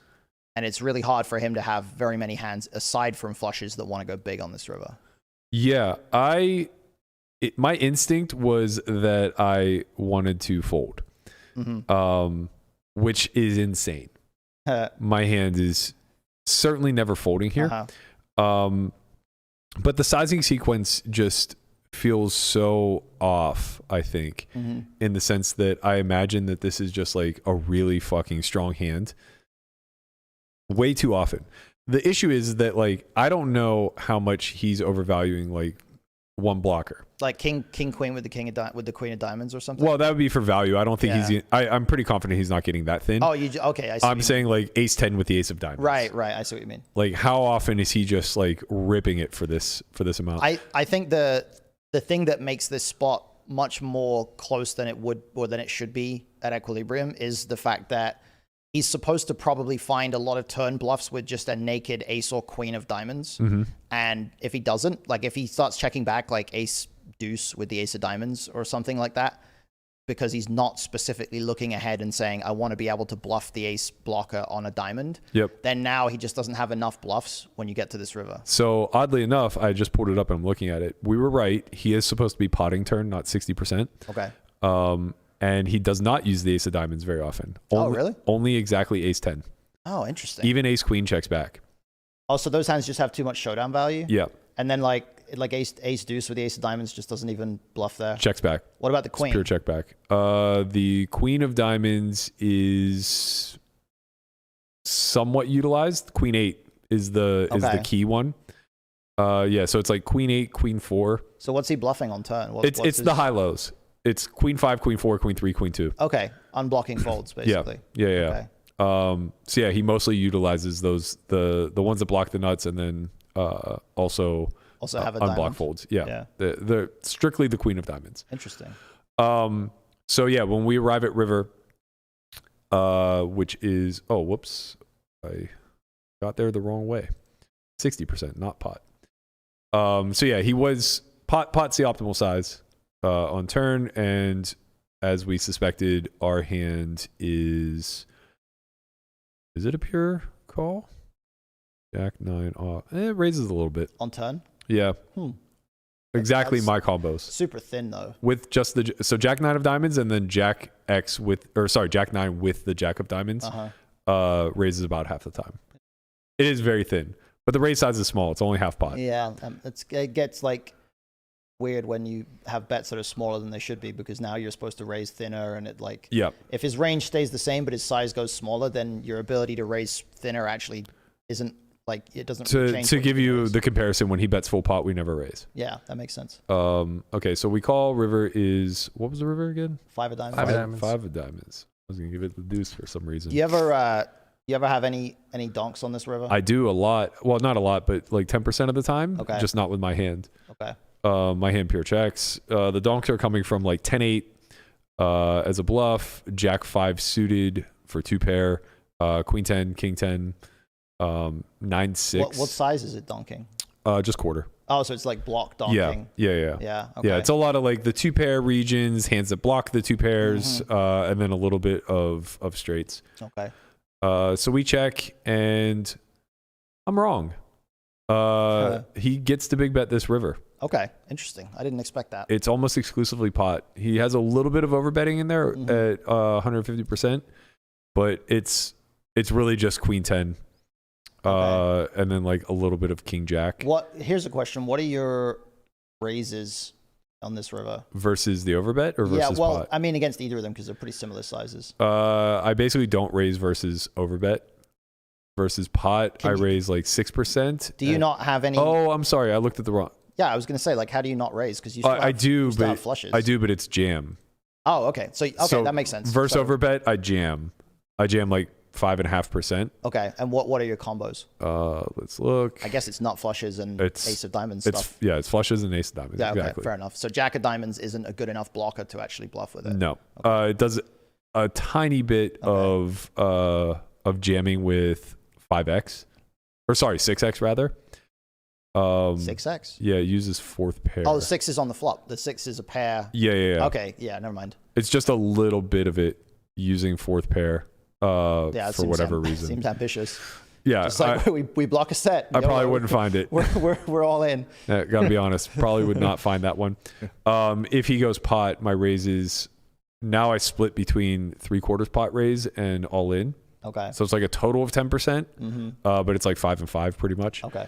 Jams again are flushes and ace high, and then the raise combos are the broader flushes. So like you're jamming most of your nut flushes, obviously. Yeah, and so the non nut flushes are raising like a non all in size. Yeah. Ace 8 of diamonds and ace 7 are the 2 nut flushes that choose to mix raise over just jam. But everything else is mostly like jack high flush, 10 high flush, 9 high flush, 8 high flush, and those are just gonna like check raise instead of check jam. But that's if we face pot. We face bigger than that, so they would just be all in. I imagine. Sense. I'm a little surprised. I didn't think he'd get to overbet that. I guess the thought there is that the flush fills, and so does an inferior straight. So Queen 10 just gets to be super greedy. It's also here's a suggestion. Run it without you being able to donk bet the river, because I bet that might change things. Okay, fair. I'll get on that now. Because if you don't donk the river, it changes the makeup of your checking range. That's true. So, because I've been experimenting with this a lot with ruse lately. Like when you remove donks, it does change a few factors. So, that is true. Because part of the reason why the donk happens is specifically to weaken your checking range, because if you didn't donk some hands, then your checking range would be so strong that villain would just check back a lot. Right. So in this case, on a board changing river, you're going to have some donks, but if you don't allow yourself to donk, then your checking range is now a lot of flushes when you check river. So he might actually have a different strategy. Yeah, that would make a lot of sense. Also, like, again, because of the turn size that he chose, we don't get here this way that often. Right. So yeah, let's see. When I check, no, his sizing still now stays the same. Well, it's converging on pot now. Okay. It's much less overbetting, and it's very specific. Okay. It's choosing like Jack 10 of diamonds and then like Queen 10 with the Queen of diamonds. Okay, so you not donking river makes it restricts his ability to overbet when check 2. It reduces it significantly. Okay. Yeah. Makes sense. Which that does make a lot of sense. I guess my range is going to be a lot stronger now. So yeah, that was maybe more interesting than I initially expected it to be. My hand pure calls in theory, but I have to tell you in practice, I did not feel good about it. Yeah. it's a weird one to. The thing is, like the 5 specifically gives him a lot of hands that he could overbluff with. Yeah. Like basically anytime he has the 8 of diamonds in range, he could easily find an overbluff. Same thing with like the 10 of diamonds, or even reaching as low as the 7. But I don't know, man. Like they have to take this line, you know? Right, exactly. He has to find like some random hand with the 8 of diamonds in it to just blast. It has to decide to be 60 on the turn. Yeah. Right? Like thinking like, oh, I could have a straight here, so I bet 60% pot with 8-5 and the 8 of diamonds. 8-4 or the 8 of diamonds. Yeah, it's like, sure, it could happen, but like, or you could look and say like, I have a gut shot in the 8 of diamonds, pot and a half. Because that seems to be more of the logic that we tend to run into. All right, 2 more. This one's just kind of fun. And actually a little bit sad. This is a little bit sad. Well, this is from our last session Monday. So I don't reload unless I get below 100 big blinds. I feel like I've probably studied 100 big blind strategy more than he has. Yeah. And my EV is probably just higher. So you're not concerned about the Twitter trolls who think that you not reloading means you're somehow broke. The fuck do I care, man? He's the one with all the side action. I'm not going to give him an easy out. Right. Like, go ahead, grind me down. You know how many times he stacked me in this match? Yeah. Once. Once. And it was whenever I got down to 30K and he fucking rivered a royal versus my straight flush. Right, exactly. That was the only time I've been stacked this entire match. So just, put that in the... You know how many times I've doubled up in this match? Like 10. So this hand happens. I open ace 10 of spades. He 3-bets me, and I could have went for a small 4-bet, I guess. I thought my hand was a little bit too valuable at the stack. It gets a bit dicey once you get a bit shallower, right? Yeah. Because now your hand doesn't want to 4-bet as much because it's a bit more indifferent versus a 5-bet jam. Right. The last thing that you want is to get jammed on when you're holding ace 10 of spades. It's just no fun. So we see a flop of queen of diamonds, 9 of spades, 6 of hearts. So we flop all sorts of backdoors, and the SPR is about 4.5. He c-bets, I think, for a third, quarter. Okay, so this is the first time we ever c-bet for a quarter. Yeah, it doesn't feel like a board for a quarter. No. And it's also just like the first time I've seen him do it. He's always 1/3 pot. Now, granted, we're like 150 blinds effective here instead of 600 or something. or whatever we usually are.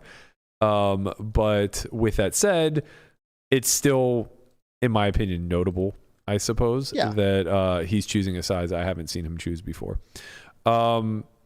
So we obviously are floating quarter. This goes without saying. Folding this hand. Yeah, can't fold this hand. Do you think that we have any other options available to us? I don't think I like raise. Like it's just doesn't get called by worse, doesn't fold out better. Like feels weird. Yeah, I'm looking at the sim now. He does quarter pot here a little bit. It's like 17% of the time. Mostly he just goes 2E or check. Yeah. So B150 or check. I assume this hand doesn't raise versus quarter. I highly doubt it. I mean, I suppose theoretically when we raise, he peels like Jack 10, but he might also 3-bet that and then force us to fold. So right. So Ace 10 suited does raise a little bit.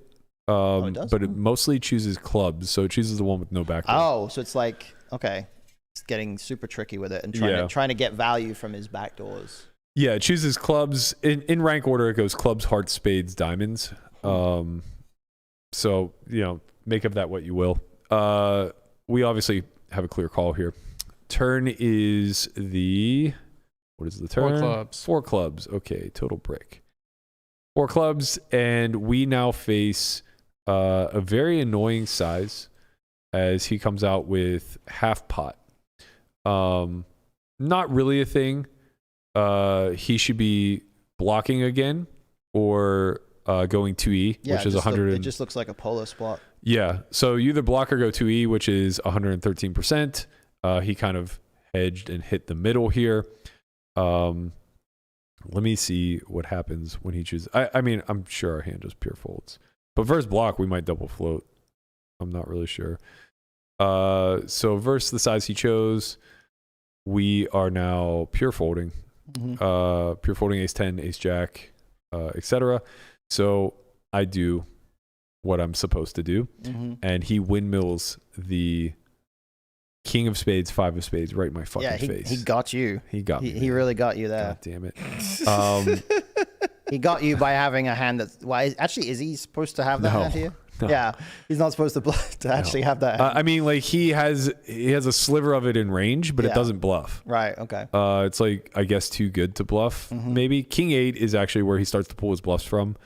The low kings just start checking. Wait, why is King 5 too good to bluff? I don't know if too good is maybe the right word. Maybe it's just a poor candidate, but it just doesn't really bet. It probably doesn't have enough like blocking on future streets. Like, having the 8 is probably pretty good because having the 8, we get to bluff on like a 9, a jack, 7, stuff like that. 5, we don't get to bluff King that 10 much. is like his high frequency barrel. Because it obviously has front door sense. equity. Yeah. And then like ace 5 suited. So he's kind of a pip off. Like ace 5 of spades is happy to barrel. That's so weird. Which is kind of weird to me because it blocks the hands that I auto fold, which is just ace jack, ace 10. Yeah, but it might also be ace 5 is like every now and again you peel with like king 10 and ace 5 is technically ahead. So that might be one factor that's contributing, or just you river an ace and you get some value or something. Like there's also, I mean, it is a pure bet. So it's not making much, but it is making chips. It's making like 6% of what ace queen is making by comparison's sake. Yeah, not a lot. but yeah, it's not making 0. So yeah, I'm not really sure what the driving force is behind having that as his bluffs, but he has just like a lot of natural give ups, like jack 7, jack 3. These all just start to check. Yep. 10-9 starts to check. Obviously middle pair, it's mostly going to shut down and start to bluff catch.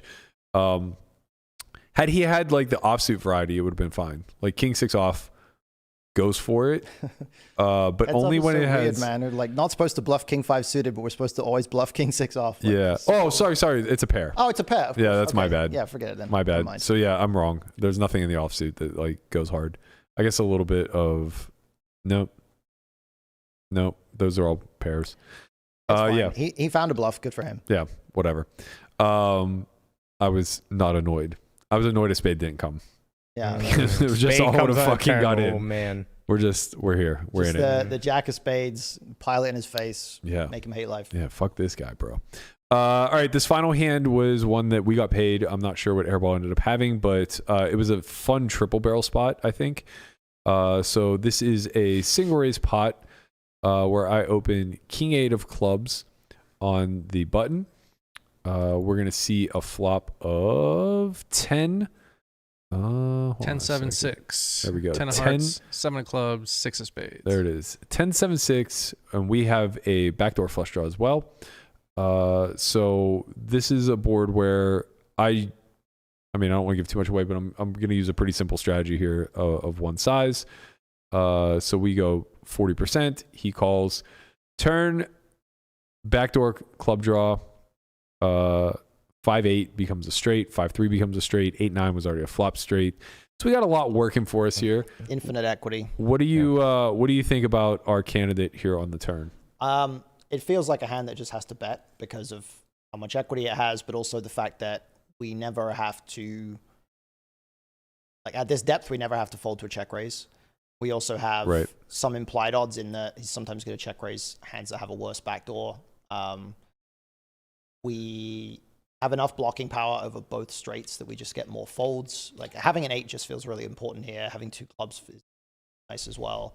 Yeah. We also have an overcard. Like there's just nothing really bad that can happen from betting. And considering it's a board where a lot of hands do have to be a bit cautious, like a lot of our 7x and 6x and stuff like that has to check back.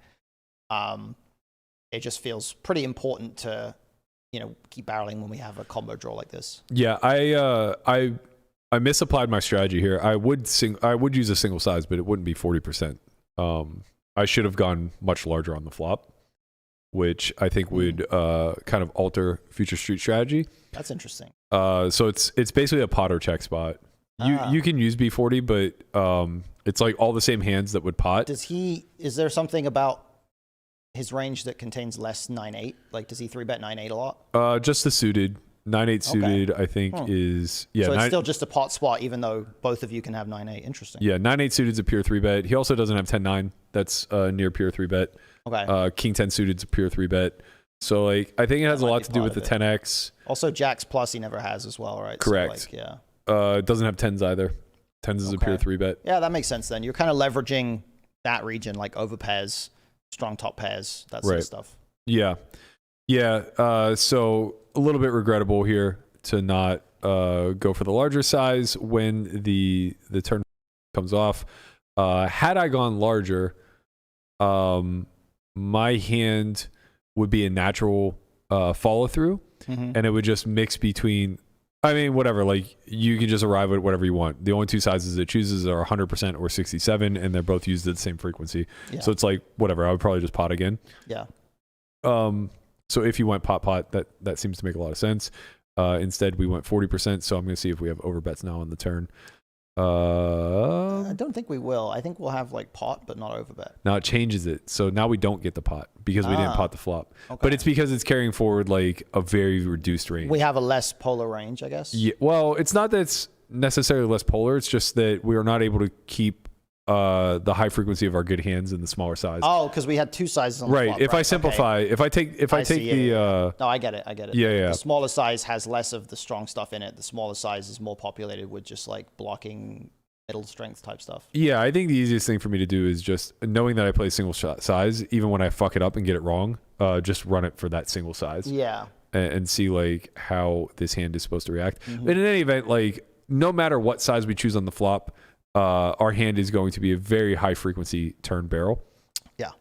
And I'm going to tell you what it was 100% when I just looked at it. So let's see what it is whenever we use the single size. But I imagine that we're just going to get the pot here pretty much always with our hand. So yeah, let's see. King 8 of clubs, pure bet, and it mixes between pot and 66 still, even if we give the single size on the flop. I believe I chose pot. I would expect that most of the hands that contain clubs with an 8 or a 9 or a 5 or a 3 are probably just betting at a really high rate. Yeah. That's true. Just combo draws at this depth are just so powerful. Yeah, 9-3, for example, is a pure bet no matter what your suits are. Right. Whereas King 8 is not. King 8 is only betting the club variety, obviously, because we still have showdown value, and we kind of have like bad blockers because he's peeling so much like King high, 8 high type stuff with backdoors. Same thing with Queen 8. Queen 8 is pure betting Queen 8 of clubs. It's only betting a low frequency with the other suits, etc. So yeah, your instincts are pretty good here. I go pot, which is fine. He calls again. The river is the offsuit 9. What do you think his strategy looks like whenever this one-liner falls? After having faced like two pretty polar? I would be pretty confident he's supposed to have some donks. Yeah. Because it's just going to check a lot. Yeah, he blocks here a lot, actually. Yeah. He blocks like a third of the time. I was surprised to see it was such a high frequency. I think it's a bit similar to that previous board where if he checks range, his range is now strong enough that you just don't have much incentive to bet at all. Right. And so when he has an 8, he just doesn't get much value out of you. So he has to start donking some hands in order to weaken his checking range to give you some incentive to bluff. Yeah. Where do you think those donks come from? Like 2 pairs probably. Is it like a block size donk? I believe it's quarter pot. Yeah. Quarter pot. So like, yeah, probably 2 pairs. Maybe if he has the low straight, like the 3-5 or something like that, probably with a bit of 8x to protect. Yeah, so it's almost exclusively the 8x region. Oh, okay. So like 8-5 pure donks, 8-6 50-50 pocket 8s leans closer to pure, ace 8 leans closer to check, but it does donk. So he's not donking 2 pair and stuff? A little bit. Okay. So it's a little bit of 10-4. It's a little bit of 10-7 that's gotten here is pure. 10-9 is pure for top 2. And that's kind of it. There's also so like 5-3 pure donks. Okay. As it's now the low end. I got that one. I'm happy with that. Yeah. Pocket 4s obviously is pure. And then ace deuce of clubs is like your bluff. Okay. So there's really not a lot of bluffing there. It's ace deuce of clubs, king 5 of clubs. And then I guess like a little bit of jack 6. Yeah, there's probably very little. Just like weird stuff. Right. Yeah. There's probably very little that gets there that actually needs to bluff. And because he's donking so small anyway. Right. He doesn't even have to have many bluffs. Right. And then obviously from the 8x region, 10-8 is your pure check because basically you can't target anything. Yeah, you just block 2 pair and whatever. Yeah, you block top set. Yeah. So yeah, his donk lead here is actually pretty good. My hand is a pure raise, of course, which we elect to choose. Wait, did he donk bet? Yeah. You didn't show the hand. Oh yeah, sorry. Yeah, it's right there. He donks. It's on the other, Oh, it's on the other screen. Okay, I'm like trying to. The other screen is the other screen is real time. Real time. Okay, yeah. I see. I got it. Yeah, so he does lead for a quarter pot. I have a pure raise. I mean, you already saw the size, but what do you think of a pot size? That seems pretty good. I don't think this is a spot where we get to just like rip, because it puts him in a spot where it's too easy for him to just fold everything except an 8. Right. So, and he has enough 8x that it just isn't. It's not keeping any part of his range indifferent to raise here to an all-in size. So we do a little bit of jamming. Oh, we do. Okay. Pocket jacks is our bluff, and then wild. Okay, I forgot about the Jack 8. Yeah. That's like the top end. But Right. specifically, I would think he probably doesn't have that much Jack 8 except for Jack 8 of clubs. Yeah. Does he have all of the Jack 8? Good question. Because I would think a lot of it would either raise, flop, or turn. Yeah, no, you're right. He actually does not have Jack 8 of clubs. He has Jack 8 of spades for whatever reason. Weird. The non-backdoor suit. Okay. And then Jack 8 offsuit, he has. It's wild that we're just like bluff raising jacks here. Jack 8 offsuit, he has like. Is so crazy. He has like maybe 25% of. Uh-huh. So yeah, he has a smidge of Jack 8. It's probably like 10% of his overall 8x range. Okay. If I had to guess. But yeah, we turn jacks into a bluff. It's a pure raise. And it shoves about like a third of the time. Same thing with Jack 8 suited that's gotten here this far for us, as well as Jack 8 off. Basically raises like 3/4 of the time, jams a quarter of the time. So we're not jamming often. It's 400% pot. We're jamming like 3%. Yeah, it's a big bet. That said, my raise size is too large. Oh, okay. So it only wants to go half pot. It wants to just go like a small, like 17K or something? Yeah. What's half pot? Half of whatever, or a little less. Half pot would be 15. Yeah. Yeah. Okay. Yeah, that makes sense. Yeah. So just like keeping his 5-3 and his 10-9 indifferent. Yeah, I imagine that's the goal, because you're just chopping often when you get called anyway. Right. Yeah, and it looks like it allows us then to start bluffing a lot more Jack X. So it now starts to bluff Ace Jack suited pure, which we only have clubs, but that makes sense. You know, we have it. It also pure bluffs Ace King of clubs. And I imagine that's because Ace King of clubs would then block King 8 of clubs, and Ace 8 of clubs. Yeah, but both seem like a bit of a reach. Yeah. I mean, it's important. You know, when you're dealing with ranges this wide, it's important. It could just be. Well, is it? What other ace highs is it bluffing on river? Like that's it. Bluff raising. Oh, okay. Yeah, just that. That's weird. I was gonna say it might be just trying to fill up the range with whatever bluffs it can, but you know, at the end, there's got to be something that. Yeah, I imagine it's just because like you're going to be double barreling these high 2-card club hands so often that they need to fit somewhere on the end, and Ace King obviously doesn't show down. Yeah, makes sense. It also just folds a small. It mixes, so it's a 0 EV hand. Yeah. But anyway, yeah, we raise the full pot and get called, which I imagine he's somewhere in that set or 5-3 range. Yeah, I mean, when he calls and loses. What's supposed to call here on the river? Like, what's his bet call range supposed to look like? Let's see. He's calling about 40% of hands. It's sets, a little bit of 2-pair. Okay. And then straights are actually indifferent, which is wild. I mean, his 5-3 is indifferent. His whole range is indifferent. Yeah, I imagine. Yeah, 5-3 is leaning fold, and this is versus half pot. I'm not even looking at full pot. Okay. Versus half pot, 5-3 is it leans fold. The 2-pair hands that call is just 10-9. Yeah. And it mixes.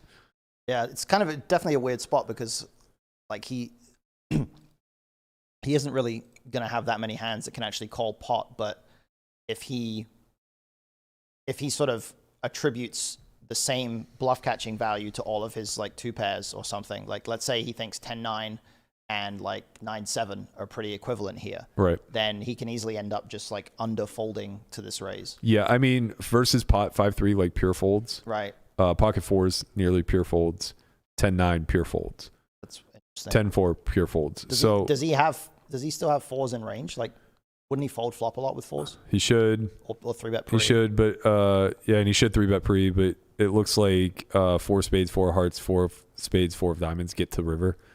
Pretty high frequency. Wow. Okay, weird. Only those 2 combos for whatever reason. Man, heads up is weird. Yeah, it's a beast, man. It's a fucking beast. And one that I do not plan to tame. I can't wait to be out of this. Can't wait challenge. to just play full ring again.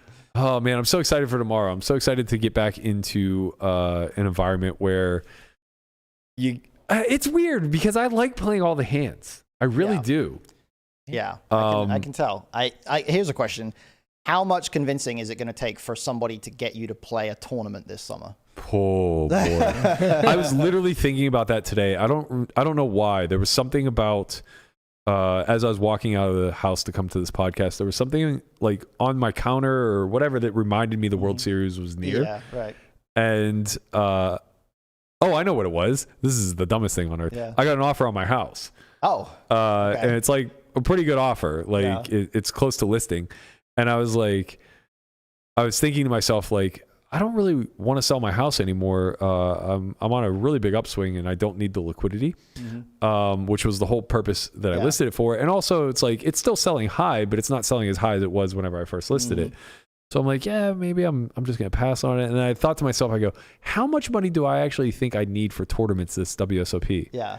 And then I kind of, ran the numbers in my head of like how much cash I have available to me. And I go, I could never play enough tournaments where that would be a factor. Yeah. Like no fucking you way. Couldn't handle, like you would have to be like firing high rollers. Yeah, it's no shot. Like there is no part of me that thinks, especially after like trying to learn another discipline that's so far removed from what I'm accustomed to playing. Like I have so much more respect now for people who are kind of out there doing all of it. Or maybe I just applaud them for being willingly ignorant. Because I know for a long time I was like thinking that I have any fucking shot in a tough field MTT is ludicrous. I'm never looking at these spots. And like now having to dig into a whole new discipline and realizing like how far removed it is from the poker that I'm accustomed to playing. There's overlap, of course. Your ability to have card sense and think your way through spots, it's helpful. But man, it's night and fucking day. You're going to be in that 25K. No, maybe. I got like 350 people last year. You're going to look at the field and you're going to see there's 400 people and you're like, wow, how can I not play this? Well, that doesn't make it a tough field. I'm just saying you're going to play it. You're going to sit here through the Tournament Academy and you're going to like, I'm going to twist your arm to do commentary with me and shit like that. Yeah. And you're going to remember how soft tournaments are. That part's true. And you're going to be like, I'm going to fire a bunch of stuff because I could win 500K in one day. Right. I agree with you. I will be in the soft fields. I will be in all of the no limit buy-ins. Okay, that's good. I thought you were just going to be over playing a 1K ever again. Well, you cut me off. I will be in all of the no limit buy-ins between 2K and 5K, specifically any 6 max. You're going to be in the tag team. I am going to be in the tag team because we are going to do something special for all you nerds and brainiacs out there. The members of our channel are going to have the opportunity to win partnership with us in the tag team.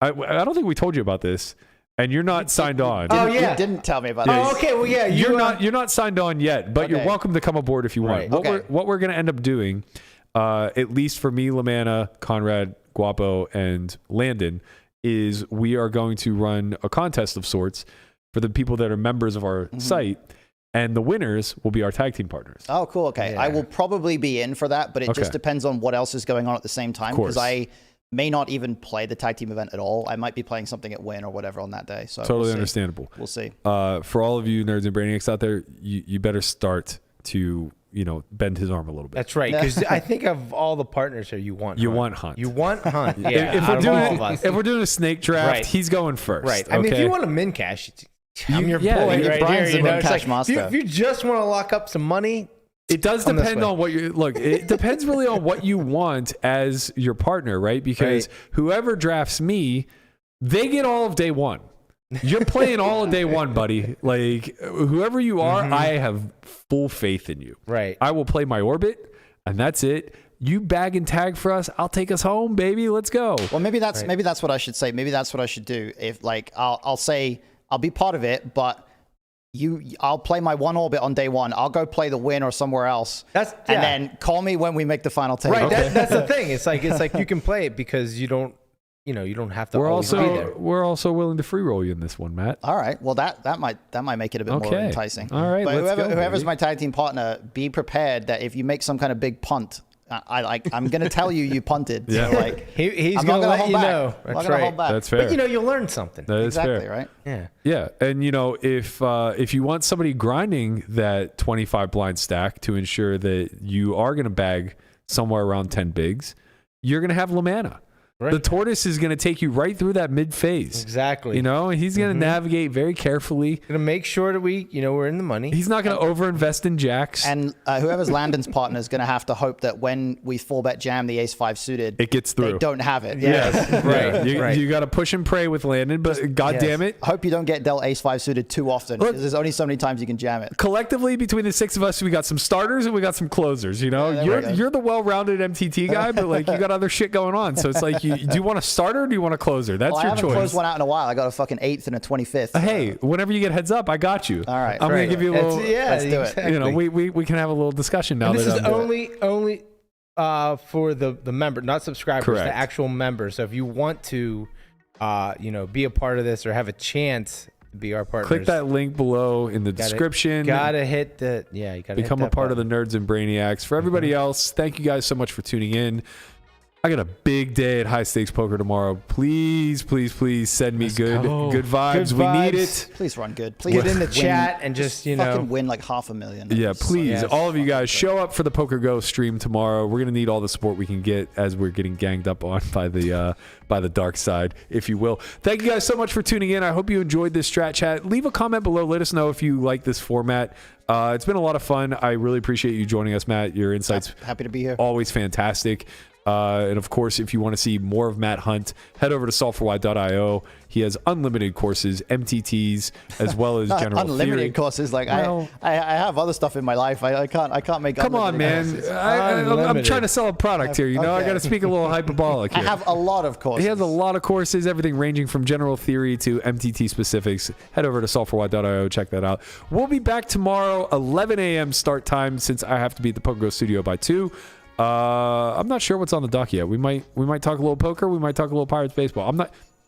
Who knows? Who knows? Who knows? It's a coin flip. I mean, who knows what the hell could happen in poker in the next 12 hours? That's also true. Demand talking about it. The dock is maybe we'll get Polk in here. We'll see. We'll talk to you guys then. We'll see you tomorrow. See you, Peace. fellas.